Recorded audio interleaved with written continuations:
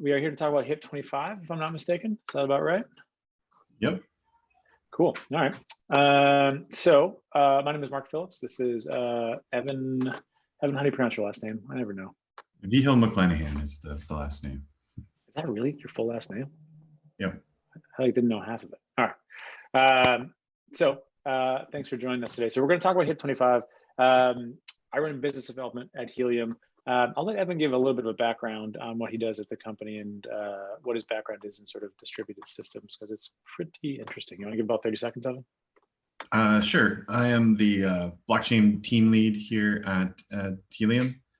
I don't know. I lead the team. We build the blockchain.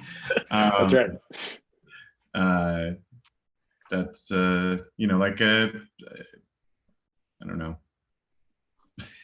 Yeah. My background is in databases and other sort of distributed systems and low-level hardware interface stuff. I've been doing it for longer than I care to admit on television. Yeah. Okay. And you've been with Helium for a fair amount of time, like what, 3 years at this point? 4 years? Just over 2 years. 2 years. Okay. And before that, you and I knew each other from Basho. A company called Basho, which is a nice little bit of distributed systems history. Okay, so we're here to talk about HIP 25. This is the second video in the sort of the Hips Don't Lie series, I guess.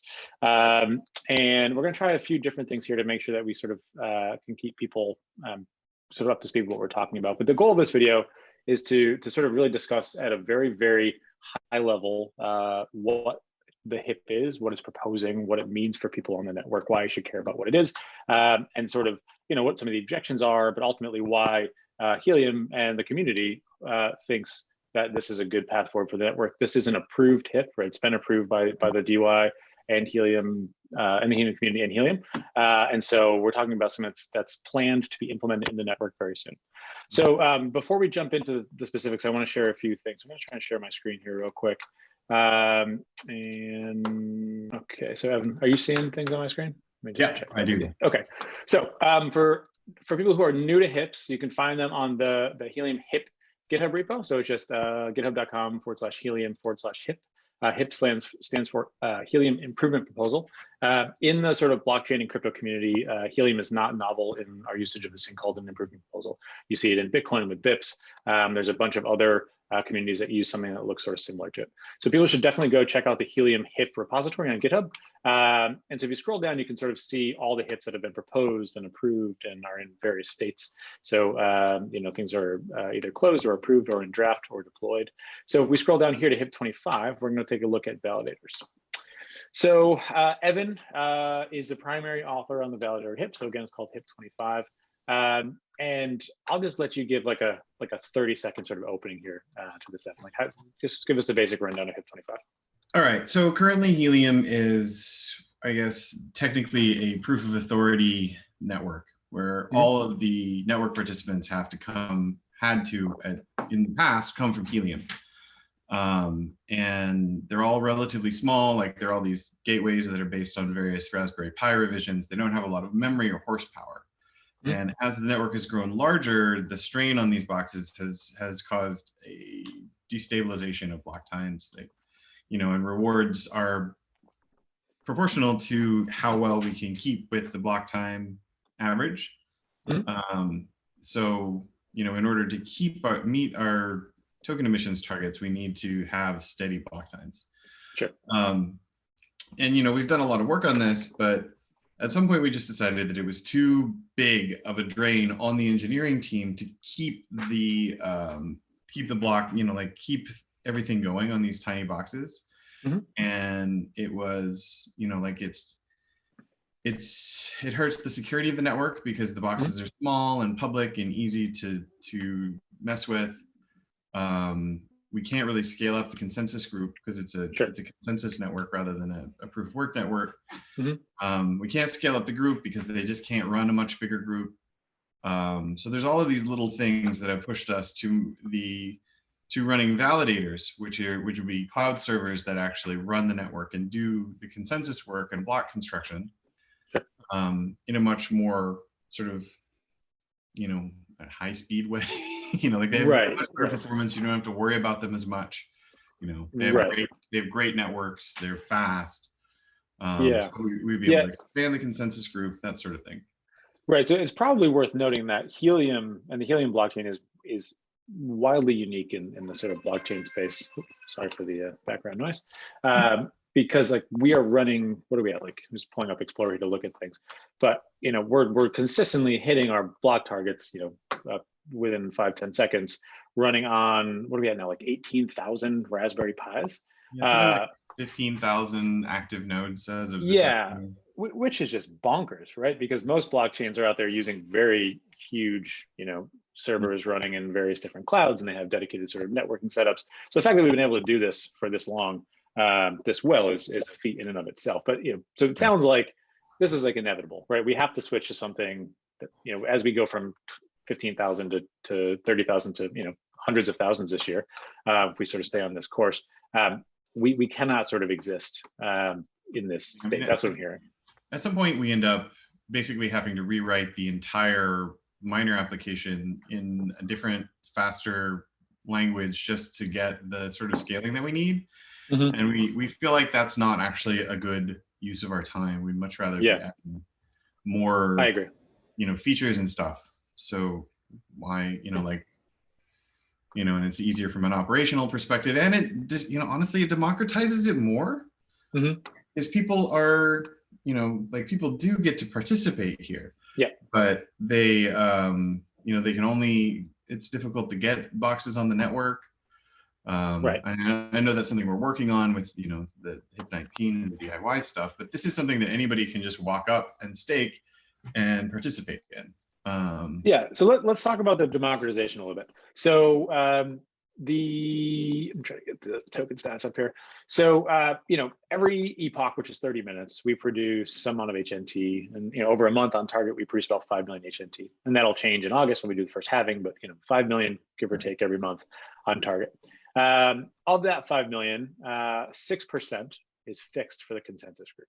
So I don't know what that is, 300,000 a month, right? Go to the consensus group. And these are literally 16, right? 16 physical hotspots. It's a Helium hotspot, it's a rack hotspot miner, it's a Nebra hotspot.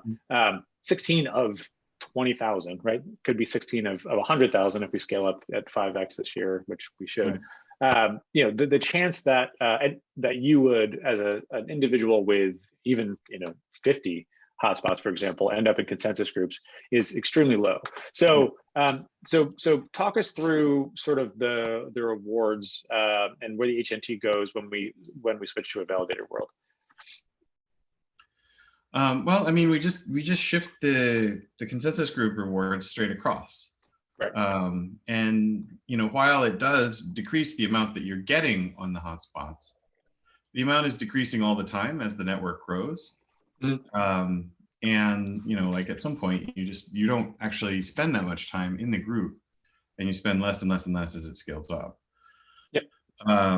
So this does shift it over, but we expect that the sort of outsized rewards will drive a really rapid expansion of the validator pool. Sure. So the rewards won't stay huge for this little tiny group forever. Like it's not meant, there's no limit on the number of validators, so we expect there will be some balance reached between the rewards and the fiat price and and the number the number of validators. So people move stuff out of the validators when they don't make enough. Yeah. So let's talk a bit about how validators sort of fundamentally work, right? So I'm somebody who's been in the Helium community for a while, or I'm interested in the idea of staking, right? In blockchain and crypto, there are professional stakers, right? Companies and individuals who go out and sort of acquire, a token and sort of stake it for some sort of expected return. So I come in, I've got, I think the proposal calls for 10,000, sort of, that's what we're sort of saying, right? So 10,000 HNT, you can stake one validator node. If you have 20,000 HNT, you can stake 2 validator nodes, so on and so forth. What do I do? Like, how do I do it? You create a transaction, and the tools are still being written to do that, but it'll probably just be with the standard wallet software. Mm-hmm. This is not probably something that you're going to be doing from the app. It's you know, it's not, you know, beginner level stuff. That's you know, we're going to try to make it as easy as we can, but there's a limit to fundamentally how easy it can get. Sure. But use the wallet. You create this transaction, you sign it, you put it on your validator, you have the validator sign it, and the validator submits it to the existing consensus group. It needs to be synced up and everything. It's fundamentally going to be running the same software at first as the miners, as the existing Helium hotspots run. And then it's staked, and it's immediately eligible for consensus group membership the next time the epoch turns over.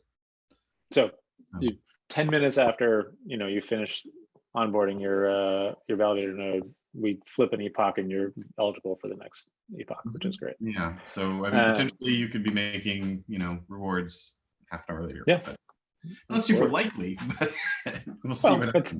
It's more or less likely depending on how many validators there are. So let's talk about that. So you know, Ethereum recently switched over to ETH2 after having a pretty widely publicized and sort of watched. I mean, I don't even know how you describe it. They said what was their minimum stake? 500 nodes, I believe it was. We don't follow Ethereum. It might have been 500,000 ETH locked up across all the staking nodes. So you know, what's the minimum number of validators we're looking for when you think about how secure we need to be to actually get this thing moving?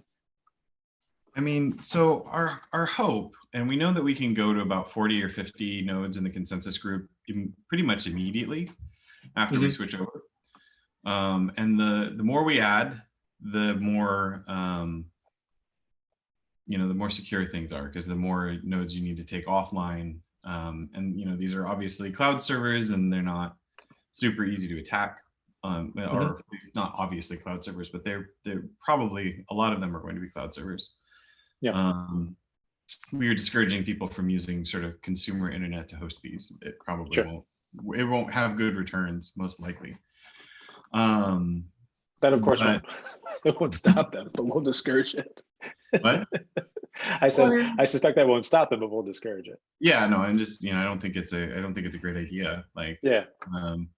Anyway, yeah, so we'll go up to like 50. We're hoping to hit 100, and we'll continue to work with the various academics that have, you know, designed the protocols originally for distributed key generation and for the Honey Badger consensus to scale those up more, and see if we can hit like 200, because then it would be really prohibitively difficult both to take over and attack, you know, or to denial of service. So yeah, I mean, that's the motivation. And I think that as the, you know, the pool grows, that people will, you know, put more, you know, they'll have more validators and more colos and, you know, availability zones and different providers and everything. And so that, you know, the huge pool will provide a lot of protection. You know, even in the case when a big, you know, like US East 1 goes down or whatever, like right. it will still be fine. Right. So in terms of attacks or protection, which I guess would be different from attacks. So, you know, we get concerned about if we've got 500 validator nodes and 450, for example, are in AWS East. Like, that's not a good thing. We don't like that. So you know, there's things that we can do to sort of try to make sure the distribution is more it's distributed. What are the potential attacks that one could see in a network that's based on this sort of mechanism? I mean, it's a little bit safer in a lot of ways than some of the proof of work low finality networks, where you have like 51% attacks, where you can rewrite history to a certain extent. There's without forking, there is no rewriting of history. It's immediately obvious what's happened. And the available attacks are basically to have enough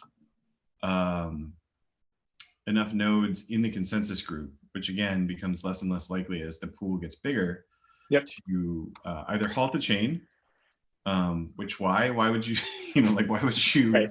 You're not staking things to not earn HNT, so I don't know why you call it the chain. HNT and then halt Right. it, right? Yeah. Or to, I mean, you can't change the rules without forking, so you can just ignore other people's transactions.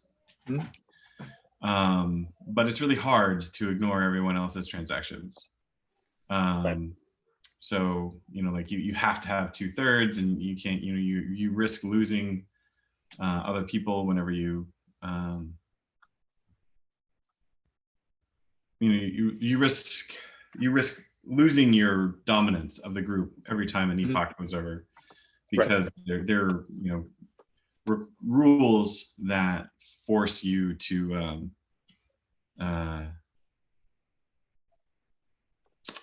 widen the number of new nodes every epoch and like how long it's been. So like there's various kind of like weird technical attacks in the election group, and we still need to work some of these out, but I think it's difficult enough that people won't be able to do it trivially. Okay, interesting. Okay, so let's talk about the actual mechanism for getting elected to a consensus group. So you've decided that you want to take 10,000 of your 50,000 HNT and run a validator. What is the process for actually getting elected to a consensus group as a validator? It happens automatically. The existing group does a random selection of all of the validators that exist in the pool and aren't currently in the consensus group, and it selects, it selects about a quarter every time new members, and then probabilistically, it's really, like we use sort of like deterministic randomness a lot to force things to go in a particular way, but also be really hard to predict and anticipate and attack via anticipation. Okay, so over time, right, if there's 100 validators in the group, you would expect to be elected to the consensus group roughly, on a long enough timeline, roughly the same amount of times as anybody else that's been in the validator pool for the same amount of time. As long as your performance is good, you submit your heartbeat transactions on time. Yeah, and again, these are all things that are built into the validator or the miner software itself that sort of happens as it runs consistently and the network is stable. Okay. Yeah, you don't have to do anything. It's automatic. Nice. So let's talk about returns a little bit. So there's a spreadsheet that I forgot who built, maybe it was Raf or something in the community built this.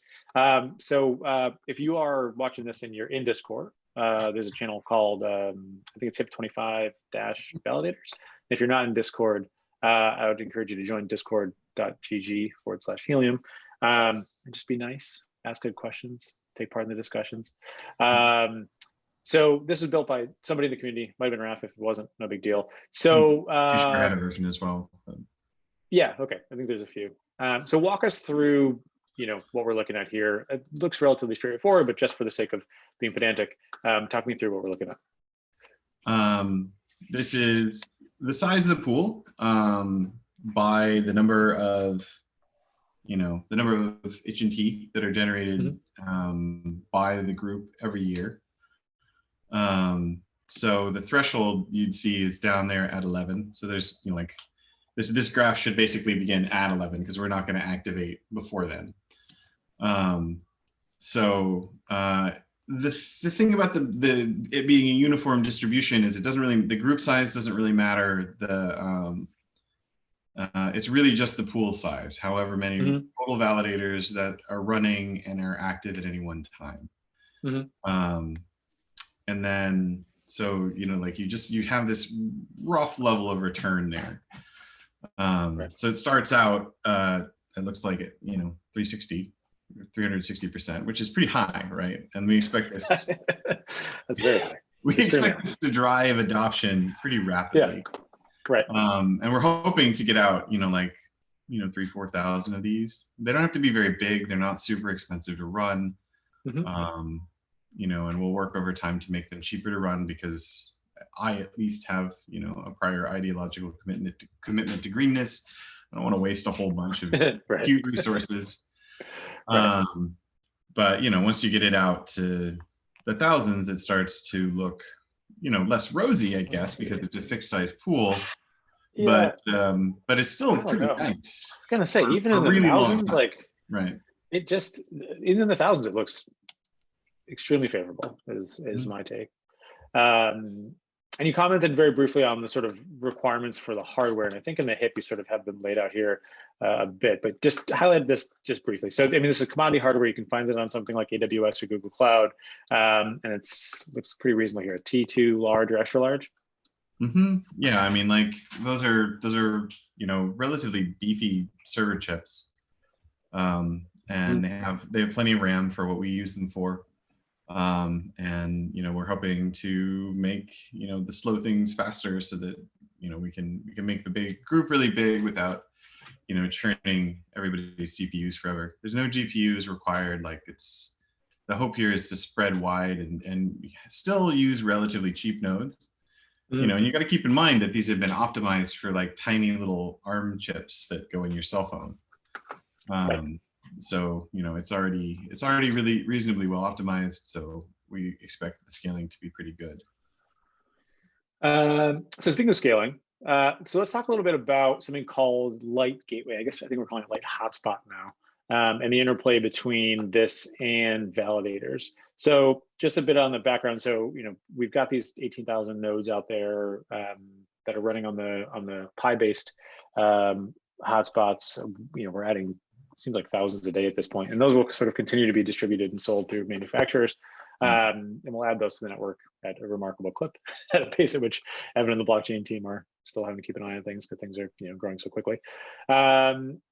As part of this move to being more scalable, we've got this sort of validator infrastructure that we're designing and rapidly moving towards a testnet, which Evan will talk about in a minute here. But in parallel, we're sort of working on this thing called light gateways or light hotspots, which is basically taking the blockchain requirement, which now runs on that Raspberry Pi based hotspot, and moving it into the cloud. So can you talk a little bit about, and I'm showing you, by the way, the repository. So this is the gateway-rs repo, where the alpha, it's like alpha beta-ish code. Abai's going to kill me for saying it's almost beta, but it's alpha beta-ish. And if you go to the gateway-dev channel in Discord, you can see all the discussion for people sort of testing what's happening. And so actually quite quickly, the community has come together and tested this, very much alpha chunk of code. They're crushing it. Like, I had a customer call me up the other day saying, hey, I want to deploy 15 Dragino LPS 8s. And we can do it with cloud miners. We can run packet forwarders, right? I don't need HNT, just gotta get them in the field for my customers. And I was like, well, maybe someone's already done the LPS 8, and there it is. That was actually Paul who did that in the community. So I love the analogy. We kick it around in Helium all the time, and I always get it wrong, where it's something like, would you rather drive 1,000 chickens or 2 horses or something like that? Would you rather fight 1,000 duck-sized horses or 1 horse-sized duck? I think yeah. So, something ridiculous like that. So talk us through the relationship between the validators and light gateways and how that sort of works. Yeah. So light gateways are gateways that have the radio and like a packet forwarder, so they can do POC challenges, they can pass eventually, not right now, but they can eventually do POC challenges, and they can do they can get DC from passing packets. And the idea there is that they don't have to follow the chain. They basically have a sort of proxy in the cloud somewhere. We've discussed doing it as cloud miners. I think the way that makes the most sense is to actually run it on the validators, and that's the current plan that we're running it with.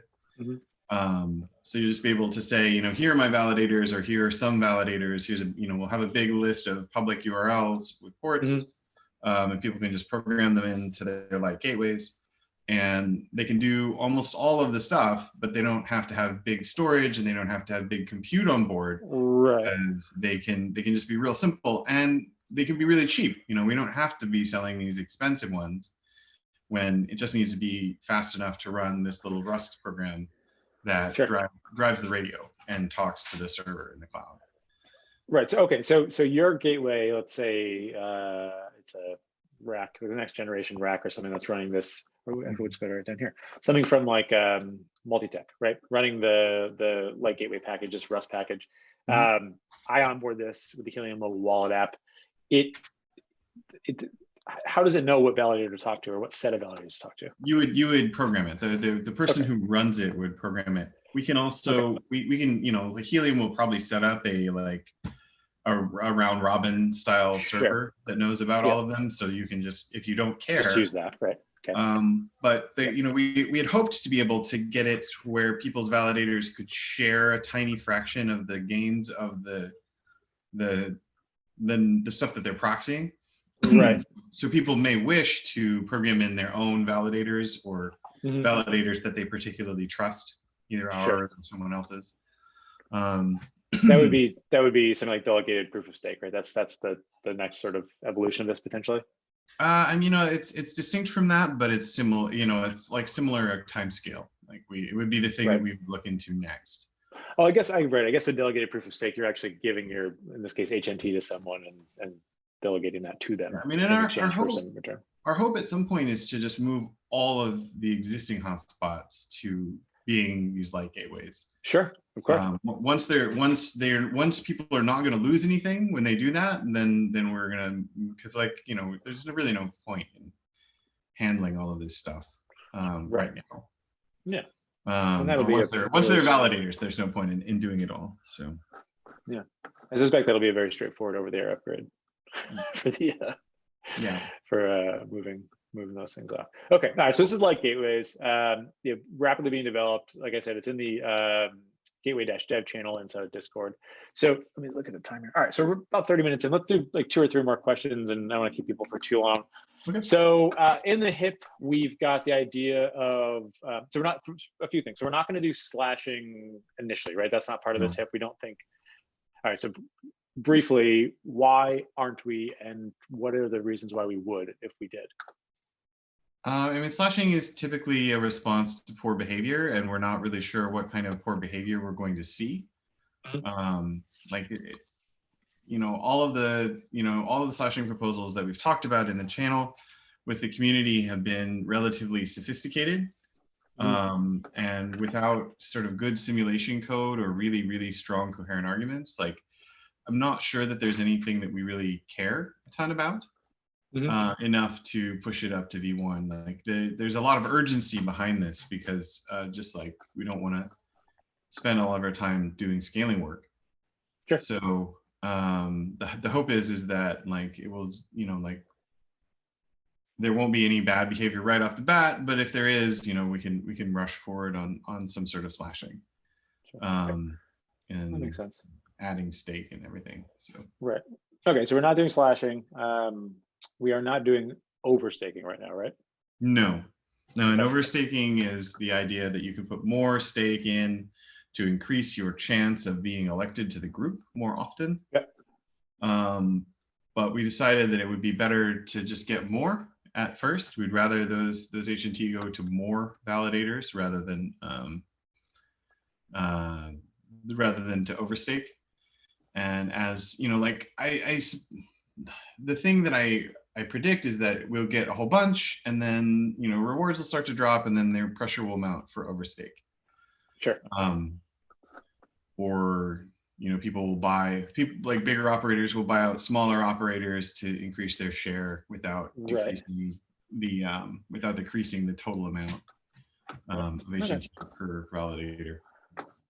All right, so no overstake, but if one wants to get ambitious, they can run any number of validator nodes. Certainly no one can stop them, right? Okay. Okay, so we've got a cooldown period here, meaning I've enjoyed staking, but kind of just want to take my HNT and move on. Walk us through what that means and what the mechanics of that are. It means that once you unstake a validator, you stop getting rewards. And you start a cooldown timer that runs for, I mean, at this point, 5 months. There's been a lot of discussion, and I think that there may be some adjustment of that number, maybe down, probably not up. It's like people have lots of, we need a further discussion of it before we activate it, I think. But it's going to be a fairly long period of time, and you get it back. You know, you don't get any rewards during the cooldown period, right?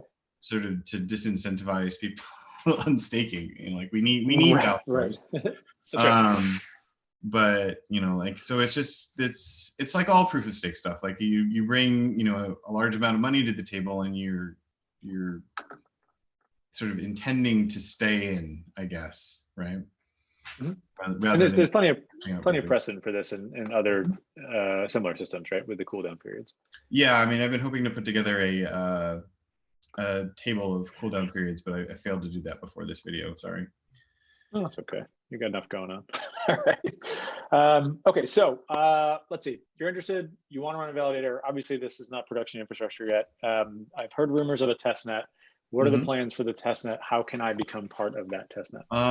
As soon as we're ready with the code, and I don't know vis-a-vis when this is going to come out, when that's going to happen. But probably around the same time. Like there will be some sort of testnet, or at least some information gathering about a testnet. You know, the best place, we'll probably stand up a Discord channel specifically for the testnet, and so people who want to be in can come in and talk about their operational experience, get help from us, and that sort of thing. But as soon as possible, we want to get the testnet up as soon as we can, and so people can just let me know either via email or on Discord. There'll be a form when this video goes live. That's right. And nice form, I'm told.